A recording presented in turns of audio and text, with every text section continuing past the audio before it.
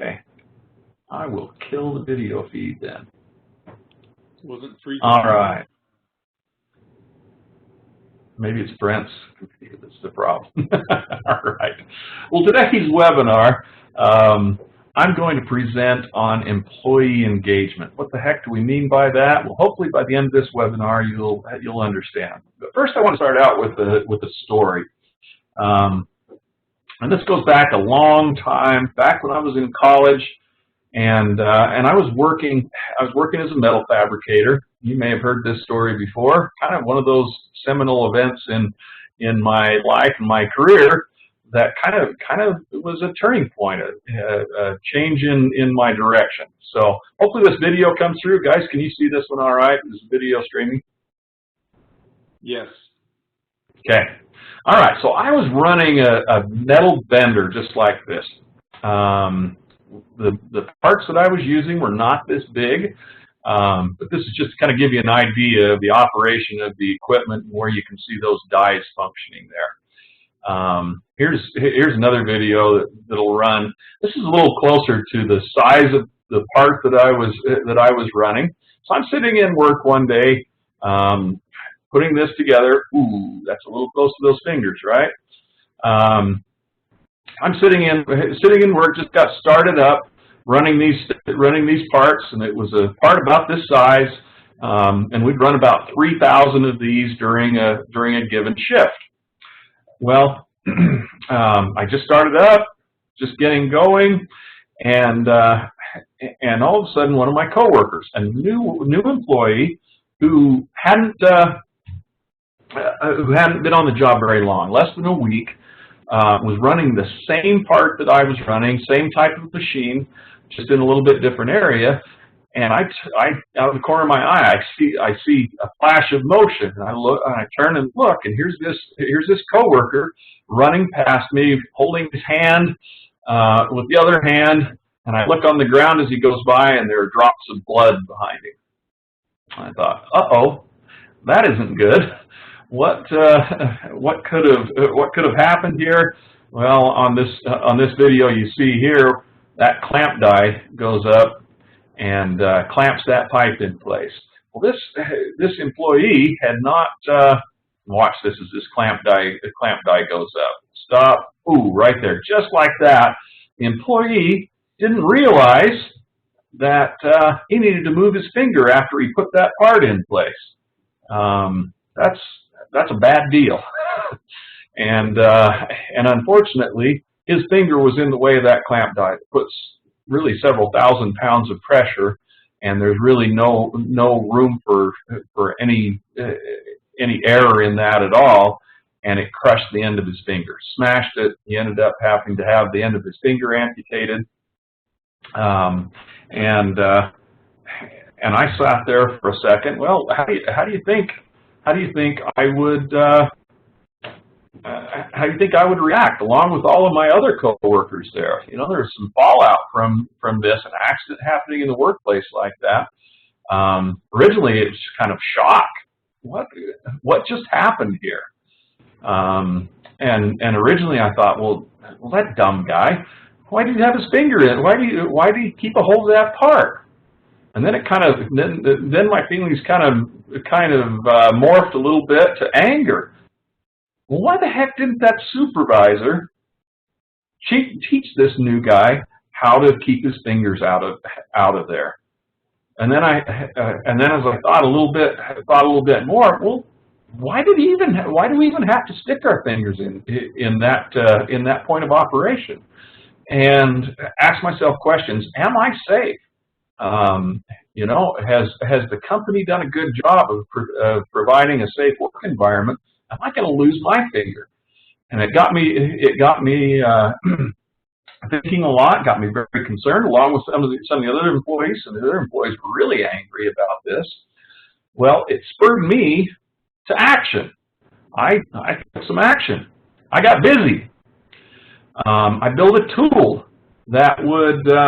Let me see if I can turn this camera back on. Tell me if this is working, guys. Is that working? Yeah. Okay. I built a tool. This is my demonstration. This is my demonstration tool here, with my pen sticking through a piece of paper.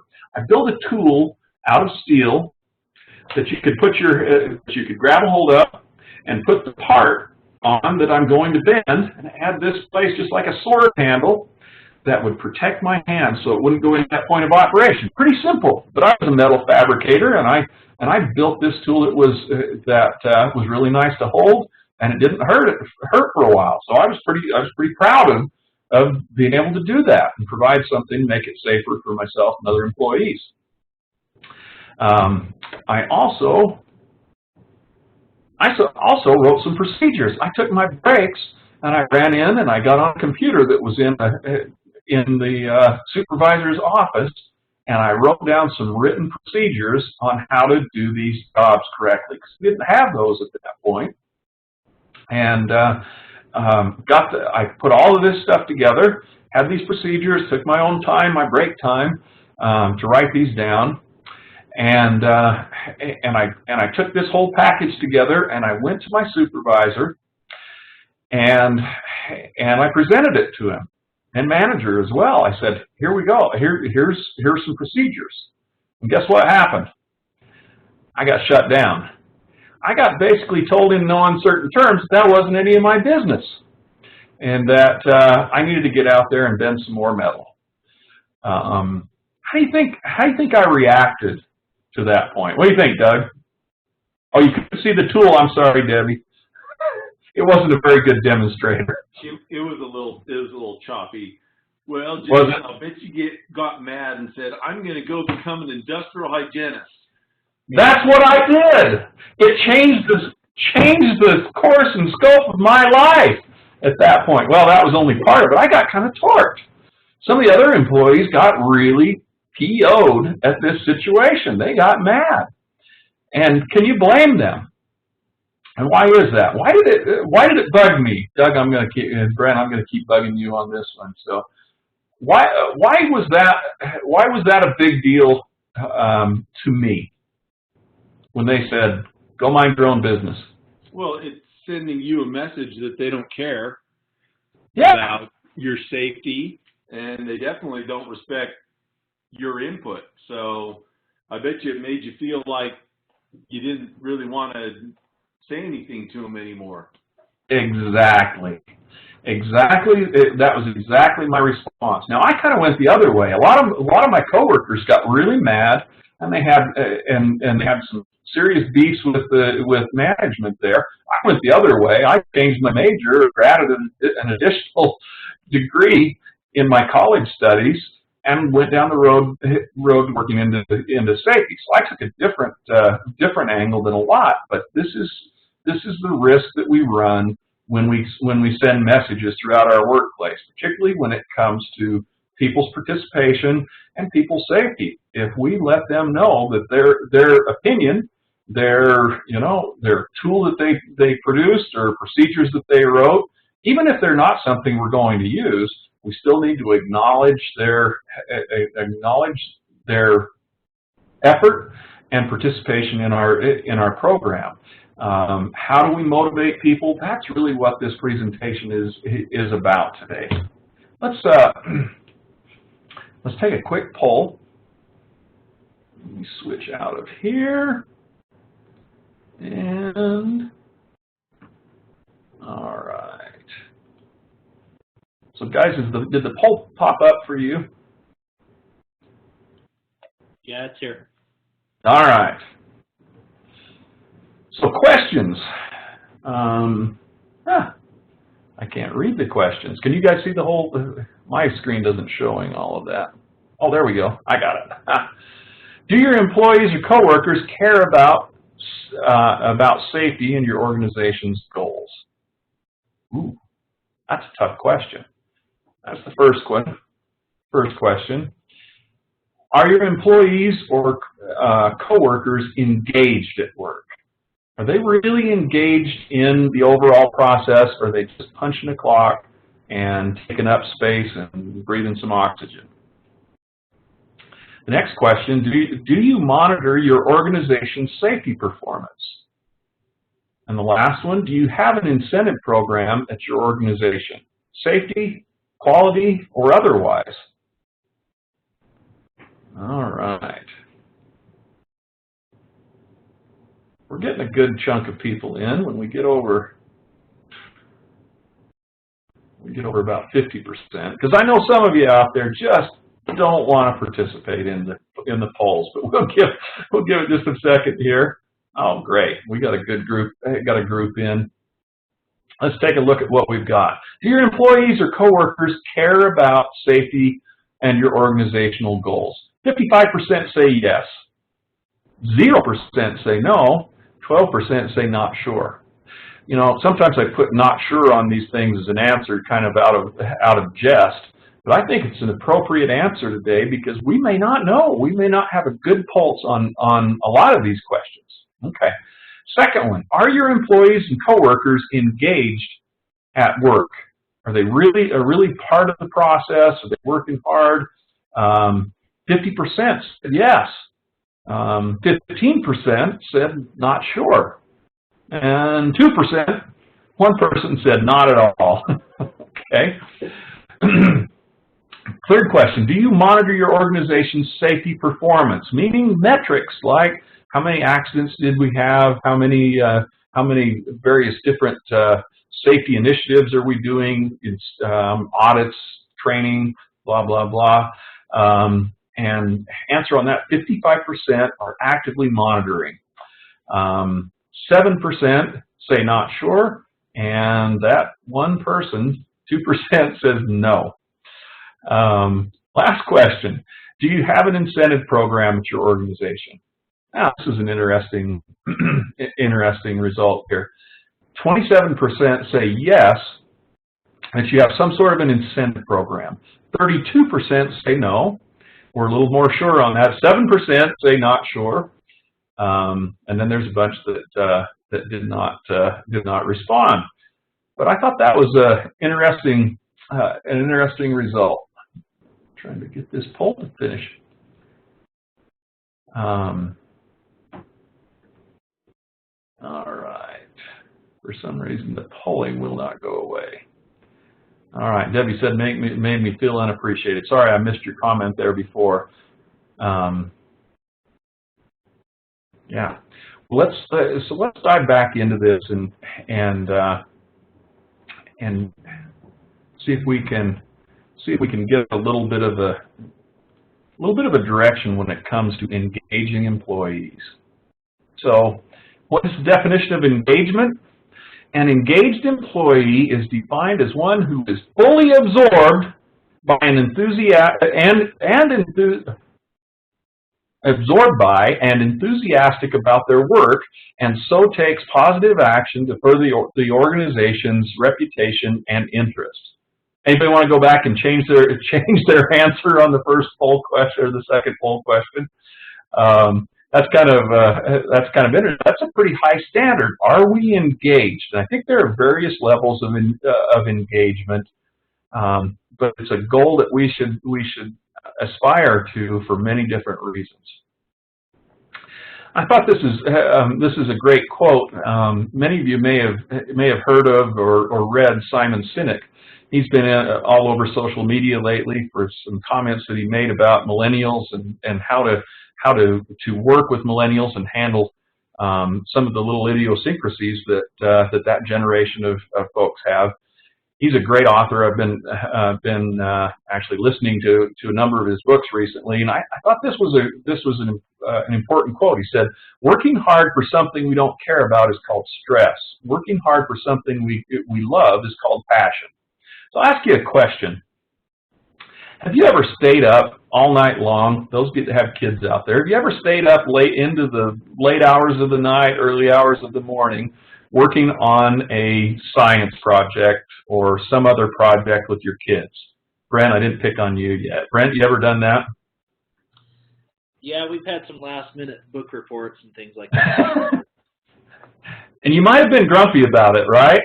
Oh, yeah. But you did it anyway, didn't you? Yep, we did. And why did you do that? Why would you stay up? Why would you stay up all hours of the night for this kid that procrastinated their book report or science project till the very last day? Because we want to help them do well and want them to succeed. Yeah, and I think it really comes down to we love our kids, right? We'll do anything that we need to help our kids out, even to the point of doing stuff that is tough. It's hard.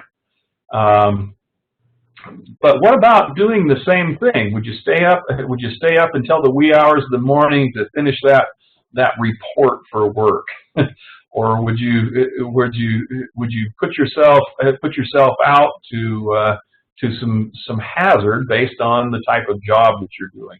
Well, I think one of the things that we can look at it in employee engagement is how do we inspire employees to really love the work that they're doing? Are they just taking up space, or can they become passionate about it? Can they become passionate about any job?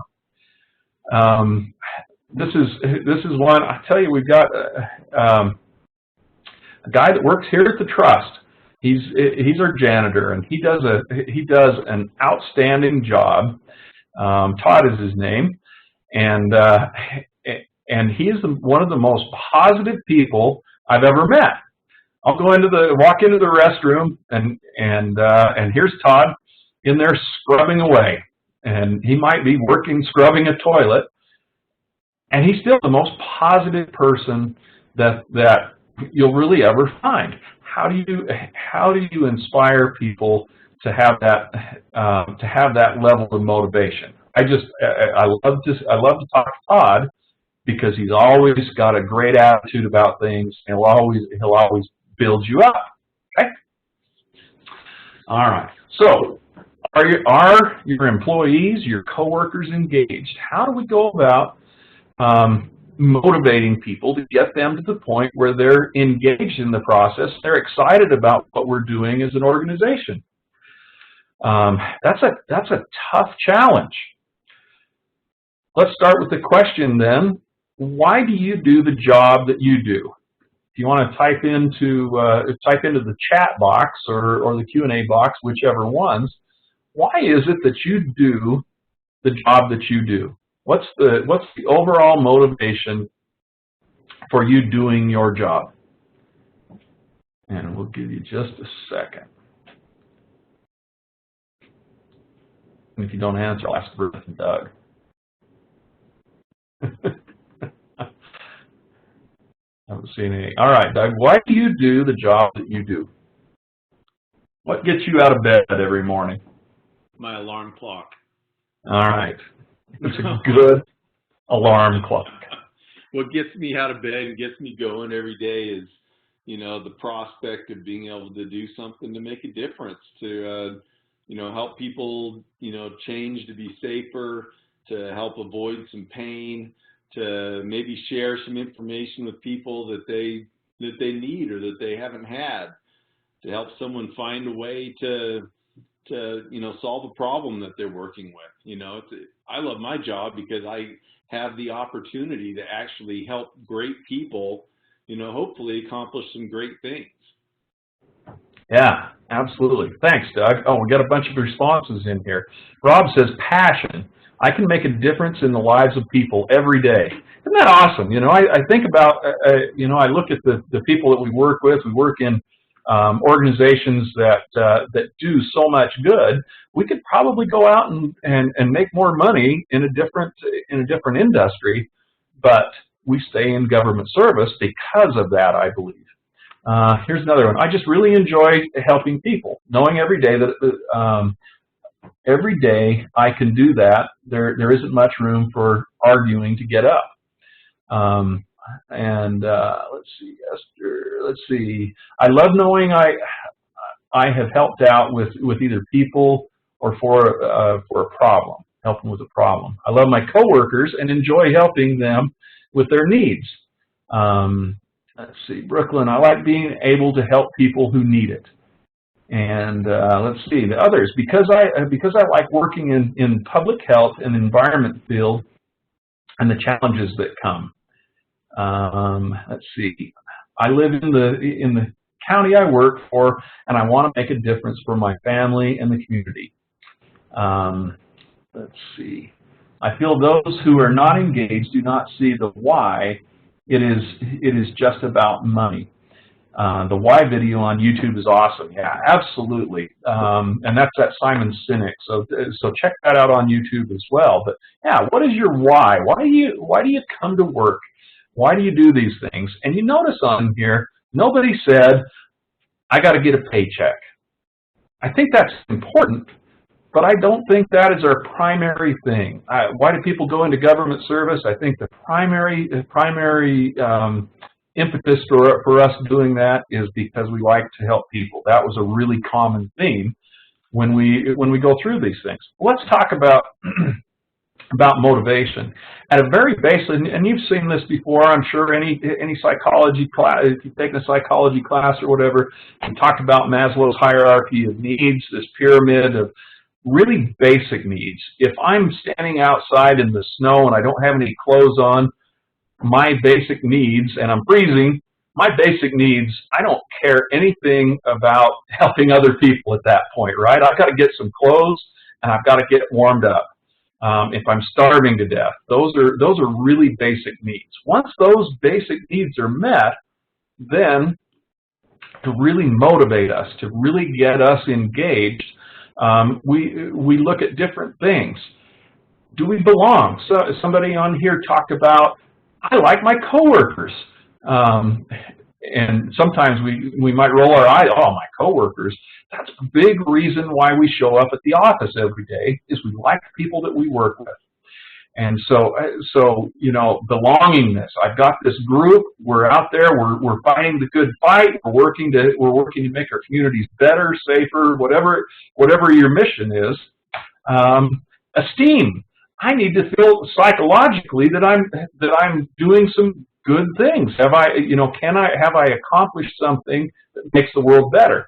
Now, when I gave that story about the guy getting his finger cut off and what I did after, one of the things that my supervisor did by basically telling me to get back to work and the stuff that I had done wasn't of value. That went straight to that. Well, am I valuable? As you know, I put this work in, and he's basically throwing it in the trash can. You know, what does that tell me? And then the top level, self-actualization. You know, are we able to fulfill that overall need to do something that matters, do something that will quote unquote change the world? And that doesn't have to be. I'm doing all the hand signals. I forget I'm not on camera, but you can see all my. you can imagine me waving my arms around. When we're able to do a task that will change the world, it doesn't matter what that task is. It can be scrubbing that toilet, but that toilet is cleaner than any toilet out there, and I'm darn proud of what I'm doing there. Okay. All right. So motivation goes way beyond money. There's a certain base level you need to make, and in our leadership conference that we had last week, 2 weeks ago, losing track of time, Dr. Thompson talked about there's kind of a base level. You need to make X number of dollars, and beyond that, the more money you make really doesn't improve or affect your overall perception or a perception of well-being or of success. Once you've got enough to feed your family, keep the lights on, and have those basic needs, those are pretty much met. And then beyond that, we have these other motivations. How about praise? How important, Brent, is praise or recognition when it comes to the tasks that you do, whether it's at work or at home? What do you think? Well, it is important. I do think it kind of fuels you to do more sometimes when you do get that praise. Sometimes you're just fine without it, but sometimes it gives you that little extra boost as well. I think so. I think more so than more so than maybe money or anything like that. Just having the boss or your spouse give you a little praise is an awesome boost. Particularly to those of us that have children, we see how that works. I have this problem that it's easy to focus on the negative side of things and not focus that praise on the kids. And I've tried really hard to look at that to look at that from a different angle. What messages am I sending to these kids? If the praise is there, that will build their self-esteem. That doesn't mean we don't correct when it's needed, but we use it as an opportunity to build up those relationships and help them build that self-esteem. Some people like to have professional development. I want a challenge. I want something that is hard to do, so at the end of the day I can see that I have completed something. Yeah, and Debbie brings up we need to be honest in our praise, though, and I absolutely agree with that. We'll talk in a minute about or a few minutes about doing our evaluations, our annual performance evaluations, and we've got to be honest in that. And in the praise, we don't just throw it out just because. It needs to be deserved. It needs to be something that will be beneficial, whether it's praise or whether it's some scrutiny that we're handing out. Some people like to work as a team. Some people like to work on their own. They love the autonomy. I want to have a job that I can go out and just be on my own, and at the end of the day, if I sink or swim, it's on me. Okay, these are all motivations for and I think probably for Doug Brent and myself, I won't speak for them, but I know for me, I like my job because it's kind of that way. We go out and we do our tasks, and we're out on our own, and we're doing something different every day. That's rewarding to me, and I think Doug and Brent are kind of that same way. All right. So we have to ask ourselves, what is that motivation? And it's going to be a little bit different with everybody. So as supervisors, as managers, we have to keep that in mind, that everybody comes from a different background, and something different may motivate them. So programs that we might put in place need to keep that in mind. We've got to be broad. Here's a picture of my twin boys. A couple of years ago, we went and climbed Mount Bora in Idaho, highest mountain in the state of Idaho, and it was a tough challenge. By the time I got down, I was struggling.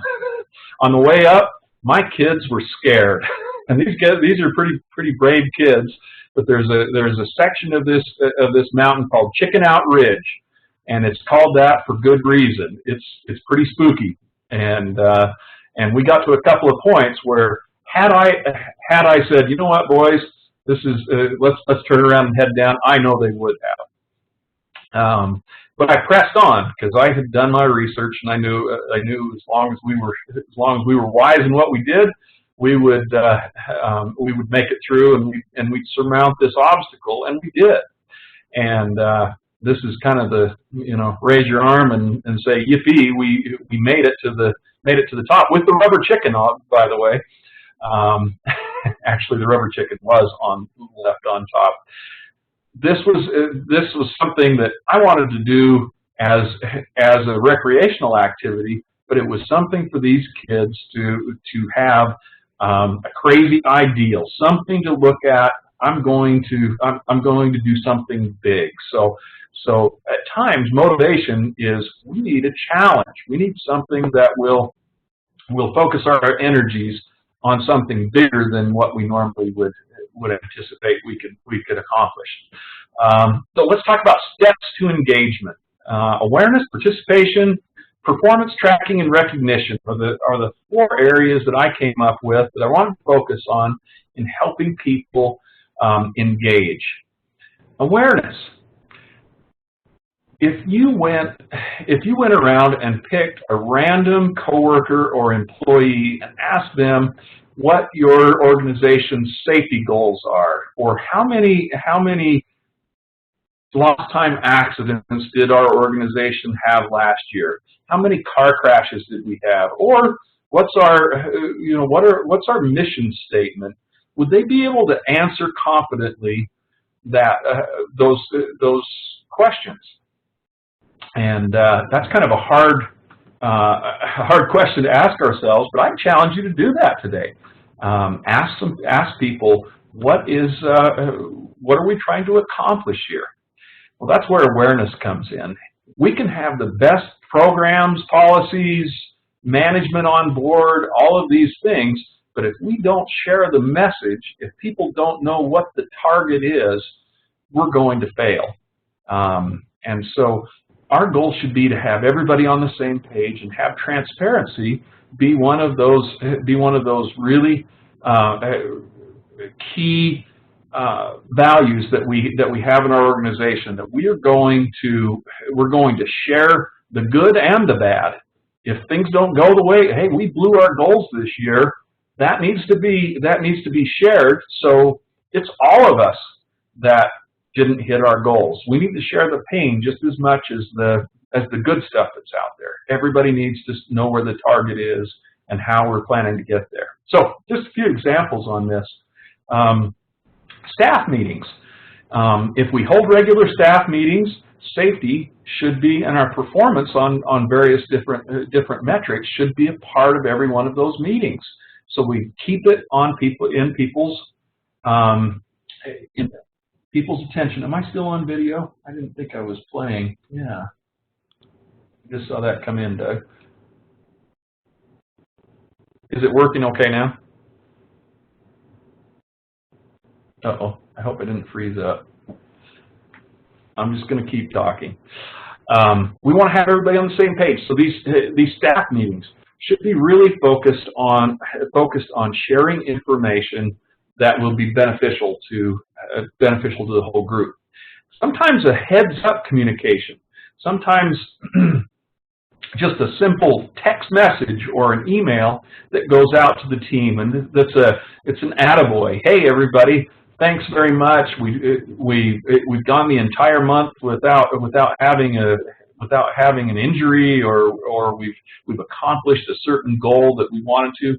Good job, everybody. Everybody did their safety training this month and got their audits in for their departments. Those are great things to keep people on track so they know what's important to you as a manager. Those passive things like the signs, this many days without a lost time accident or recordable or whatever it may be, bulletin boards, those are good, but they don't have the same effect, and I encourage those, but they don't have the same effect as if you as a manager will give a personal message out to people and talk to them. All right, no picture. So communication. Nobody should be surprised in our organization. If we're doing well, they should know it. If we're doing poorly, they should know it. We need to let them know what the expectations are. So it's an open line of communication. They need to know what the consequences are if they go outside of what those expectations are. They also need to know what are the rewards. If we do really well, what's at the end of this time period, or what's at the end of accomplishing this goal, where we'll reward ourselves. Sometimes just accomplishing the goal is a pretty good reward, but if we've got something that we've built up, hey, we're going to have a barbecue when we do this, that's a great thing, and let's plug it. Let's market that to our workers. And this goes along with what Debbie said: direct and timely feedback. Let's take action when we see somebody break a rule. Let's take action when we see somebody go the extra mile and do something really good. It needs to be timely. If we wait a month or till the end of the year to correct or to reinforce things, we've lost that opportunity where we can build people up. So direct, timely feedback is important. All right, and this is one of those things, because I said so, doesn't work with my kids. It doesn't work with employees. People want to be respected, and they want to know why we're doing things a certain way. So if there's something that's, we come up with a change in policy, let's take the extra minute and say, this is why we're doing this, and it's going to make us a better organization for this reason. So that puts us all on an equal playing field. We're all on the team together. We're working for a common purpose. So let's communicate that purpose to everybody. Okay. All right. Once again, another side. You can tell I've been reading a lot of Simon Sinek lately. People don't buy what you do; they buy why you do it. So at the end of the day, it doesn't matter if we're collecting sewage, if we're a police organization, a fire department, or we're providing water. That's just the what. That's just the thing that we're doing. But what's the why that we do it? That's the question that we were talking about. Why do you like the job, or why do you do the job that you do? Do your coworkers, do your employees understand your passion for that? Do they understand why your organization exists? Is it just for them to come in and punch a clock, get a check, and go home, or can we get them a little bit of that passion for what we do? We do a lot of great stuff out there, but we need to communicate. We need to first figure out what that why is for us, and then communicate that to everybody. Once again, look at watch some of those Simon Sinek videos that are online. They're really great. Participation, second activity. Active participation is expected, and let our employees, coworkers know that. So what do we mean by participation? Reporting near misses, putting suggestions in the safety suggestion box, and doing audits or observations, coming to our supervisor and saying, hey, I'm a little concerned about this. We do this job this way, and I think somebody might get hurt. That's a huge opportunity for us to build people up, or it's a huge opportunity to close down the lines of communication. An employee comes to us with a concern, we better darn well do something about it. Not necessarily that all concerns are valid, but we better deal with that concern and let the employee know that we appreciate the input that they've given.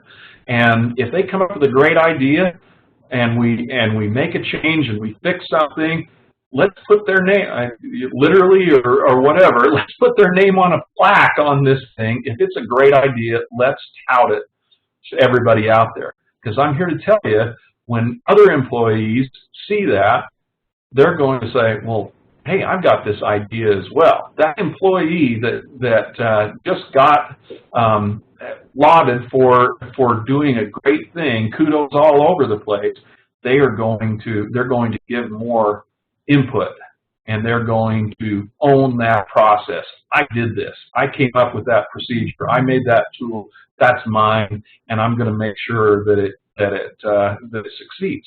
Okay? And somebody takes the effort to lead the safety training. Let's give them some kudos for that. Submitting ideas. All right. So this doesn't have to be all our job. Another quote: the responsibility of leadership is not to come up with all the ideas, but to create an environment in which great ideas can thrive. So for us, that's our task, is to have an environment that's open enough that people can come forward with their concerns, with their questions, and in knowing that we'll have an environment where we will listen and take action if it makes sense. All right, tracking performance is really important. We've got to come up with some metrics that tells us how we track our performance. If everybody gets a trophy, nobody wins. We want to set a standard, and if we hit it, then we're going to celebrate it, and we'll reward people for that. If we don't, it gives us an opportunity to correct and refocus people and build them up. All right, so metrics if we don't keep score, we're only practicing and we're never going to win. So metrics are important. I'm going to go through this quick just for time. We have leading and trailing indicators. Trailing indicators are those traditional things like accident rate, how many car crashes did we have last year, rates like that. They are something that's already happened that we really don't have a whole lot of control over. It's important data, and these are things that we definitely need to track, but they're a measure of failure. Well, we only injured 10 people this year. Well, that may be better than the 20 that we injured last year, but we still hurt 10 people. So, with that, let's track our trailing indicators, but let's also look at leading indicators. This is a measure that tells us where are we going to end up. Because of the indicators that we see, we're going to either do well or do poorly. Okay, lots of different ones that we could use, but they need to be able to apply to all parts of our organization, so we can hold everybody accountable to the same type of standard. Show us where we're headed. They need to be something that everybody working for the organization can understand, and help give us some tools and direction to meet those. All right, so here's some indicators you might consider. Safety training. Did every department do safety training this month? If they didn't, which ones didn't? That gives us an area to focus. If they did, we can focus some good positive attention on those departments. Department inspections. Did every department do an audit this month to identify hazards and also train people on what to look for? Did the safety committee meet? Did we get compliments from the public? Did people submit observations, safety observations or concerns, and did we take action on those things? Sometimes we'll do an observation on safety belts. We'll hide out there and watch the employees driving out of the parking lot and take a number of how many employees were wearing their safety belts, and then we make a big deal about it in an all-staff meeting. Hey guys, great job. 100% of employees were wearing their safety belts. Or, we really stink. We did a poor job here. Only 50% of our people were wearing that. That's worse than the state average. What can we do to do better? All right. Other ones. Number of drivers, or the percent of drivers with violations on their records. How many safety work orders did we complete? Were we inspecting sewer manholes if that's part of our operation? Why is that important? Well, that gives us an indicator of if we're going to have problems in the future. Did employees participate in training? Maybe we have a stretching program to help people get prepared to do the tasks. Were they participating?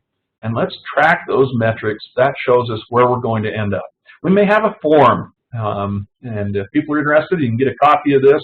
This is just a sample form that we give out on how to track your metrics each month. So make sure they're the right ones. It's going to be different for every organization, and so build those metrics around what you do. Make sure that they're getting us where we want to be. Where we want to be is to have a safety culture where we have empowered, engaged employees that will take action, that they'll tell their coworker if they see them doing something that could cause injury or could cause a problem with the organization. They'll open their mouth and give feedback and help train. Okay, we want to publicize this data. This should be front and center so we know where we're going. Sometimes we fail on this, and that's okay. Not that okay. We don't want to embrace it, but it's okay to publicize that kind of data because that can have a tendency to galvanize our departments and our people to work together. We got to get better because we had a rough month or whatever it is. Okay, and we've got to continually measure. I'm going to go quick. So recognition.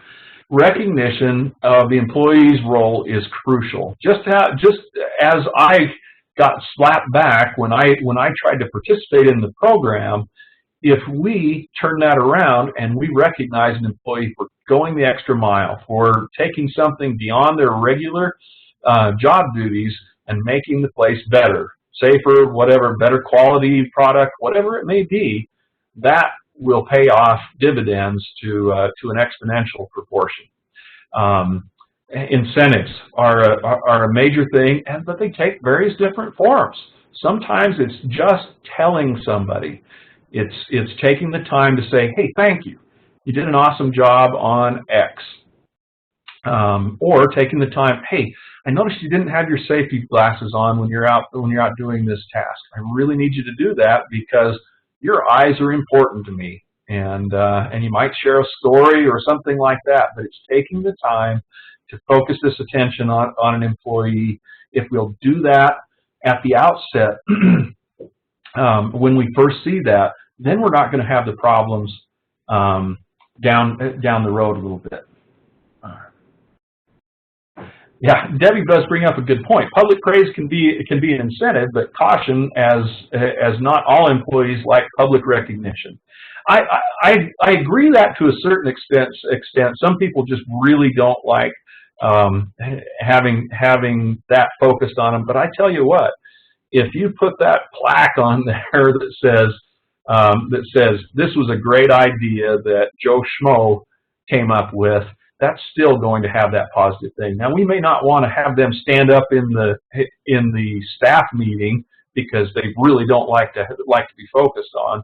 That's fine, but let's take a little bit of time. Maybe it's in the newsletter or that plaque or whatever it is to give that attention. All right. I want to talk about performance evaluations. I'm going to go quickly on this. Make sure that they're accurate and that safety metrics are part of their annual performance evaluations, and that they know that raise or bonus or whatever it is that's part of their compensation is part of that is based on their safety performance as well. So they know that's a value of our organization, and they will get rewarded or penalized based on whether they buy into our culture and our values. So incentive programs, various different types. We want to encourage the correct behavior. That should really be our focus, but we need to correct as well. We should build on the positives, build on people that are taking leadership, that are participating in the program, but also have correction as part of our programs as well. So some examples: direct reward, organizational, individual bonuses, and bonuses. So direct rewards. We have members that are doing various different types of direct rewards. We have one member that does a safety buck, and supervisors will give an award. They have a form that's called a safety buck, and employees are able to accumulate these.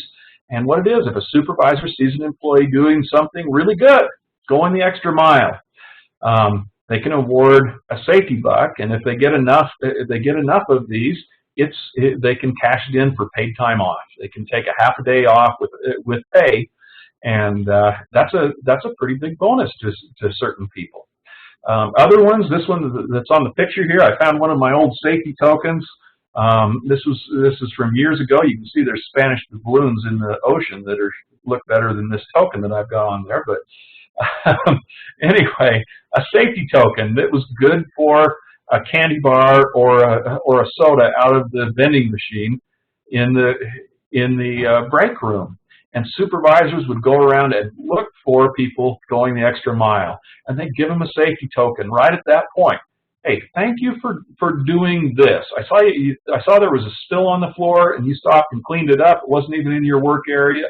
Good job. Thank you for focusing on safety, and here's a safety token, and they can go get a candy bar. It's not much. It doesn't cost much, but that reward to them builds them up a lot, and I guarantee you they're going to do the right thing the next time they see it. Organizational rewards. Some of our members will do lunches or parties based on performance. We have one organization that it's a real seasonal organization. They do burgers and brats every week, as long as they meet their metrics. And those metrics are based around no property losses or injuries, as well as other things. Everybody shows up to work on time. Everybody gets their safety checklist done. All of various different metrics. If they hit that, they get a burger or brat on Thursday. You say, well, you know what? Everybody eats lunch. This has proven to be an extremely successful incentive program for this organization, because if they don't get burgers and brats, they're all crying. It's a big deal for them to get that each week, and it becomes a matter of pride for them. Some organizations will do a pizza party. Some will do, you know what, if we hit this goal, everybody's going to get a hat or a jacket or a shirt. They're not really expensive. They're not big incentives. We're not paying out huge bonuses or anything like that. But it means a lot to people when they're recognized for their participation and doing good things. Bonuses. Some organizations choose to pay out a portion of their compensation based on safety performance. And these are successful programs. I will issue a little bit of caution on this, though. We want to be careful to avoid discouraging reporting of incidents. So our program should be based around the positive things. We definitely can have a component in there. How do we perform as far as our metrics, our lagging or trailing indicators? But we also have to keep in mind that we do not want to discourage reporting. So one important thing is to have in there the penalty for non-reporting, and that penalty for not reporting an injury that then comes up should be worse than most anything. Let's make that the highest number of points, or the most or one of the bad things, because we want to encourage people to report, so we can take action when we find a near miss or a first aid injury that we can take action on. OSHA came out with the directive on this. They last summer came out with the directive on incentive programs. They didn't ban incentive programs, but they said a positive incentive program encourages or rewards workers for reporting injuries, illnesses, near misses, or hazards, and or recognizes, rewards, and thereby encourages worker involvement in the safety and health management system. And I think this is really consistent with what we've talked about today. We should be focusing on encouraging employees and focus on the positive and not so much on the punitive side, the negative side of this. We still have to take action. If somebody breaks a rule, we do disciplinary action. If they are not wearing their personal protective equipment, maybe they lose their incentive. Maybe they don't get the barbecue or whatever our incentive may be. We want them to participate and actively build our program. All right. If your actions inspires others to dream more, learn more, do more, and become more, you're a leader. And I think that's really what this comes down to: is, are we the leaders that will inspire our employees, our coworkers, to do better, to have a positive attitude and work toward our overall end? What's our why? Why do we do the things that we do, and how do we get better over time?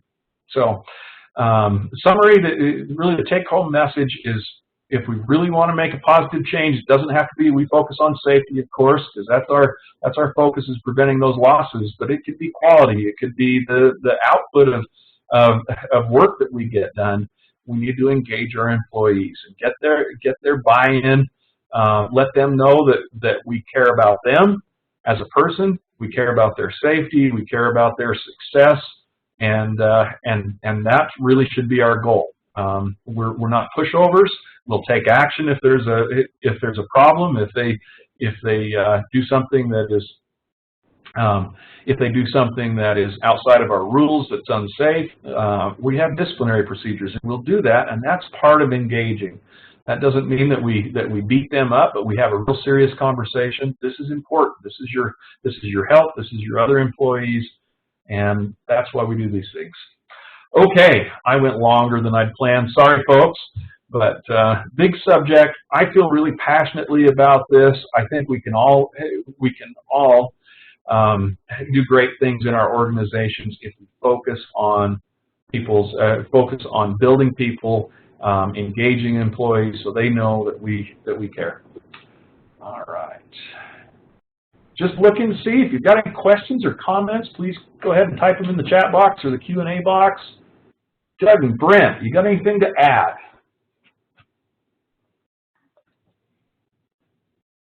Apparently not. Nothing to add. You did great. Doug?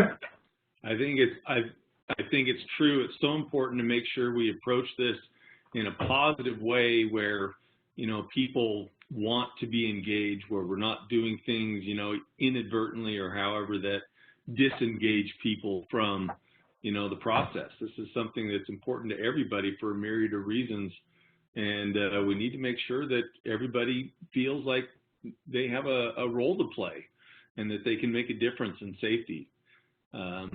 You know, we can sit here and we can train all we want, you know, about safety rules and procedures and PPE and all these things, but until people really feel like they can make a difference and that they own it, you know, I really don't know that we can have the kind of results that we hope to see. Agreed. All right. I don't see any more questions there. Thank you, folks. I appreciate you sticking with me for almost an hour. We appreciate the work that you do and the efforts that you put in to make your organizations better. As we work together, we all get better and we all succeed. Thanks. Have a safe day, and we'll see you again soon.